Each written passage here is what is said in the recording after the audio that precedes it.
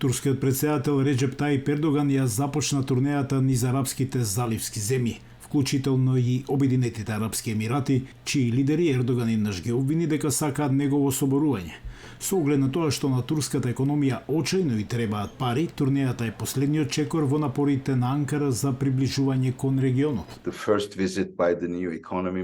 Првата посета на новиот министер за економија беше во тој регион. Гласините се дека повторно се преговарало за инвестицијата во висина од 25 милиарди долари.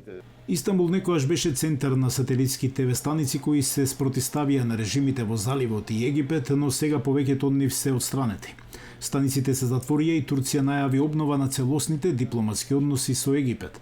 Односите беа замрзнати откако египетската армија го отстрани сојузникот на Ердоган, Мохамед Морси, и го замени со Абдел Фатах Ел Сиси, актуелниот председател на Египет. Сиси е непопуларен меѓу религиозната база на Ердоган, а некои аналитичари велат дека турскиот лидер морал да почека да поминат председателските избори во мај, за да ги засили напорите за приближување кон Египет.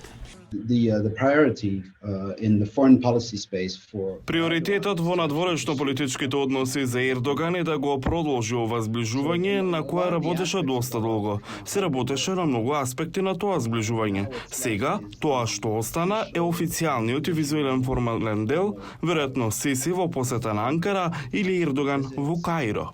Според пишувањата на турските медиуми, Сиси би можел да ја посети Турција веќе овој месец. Затоплените врски на Турција со Египет и по широкиот Блиски исток исто така помага да се подобрат односите со Израел.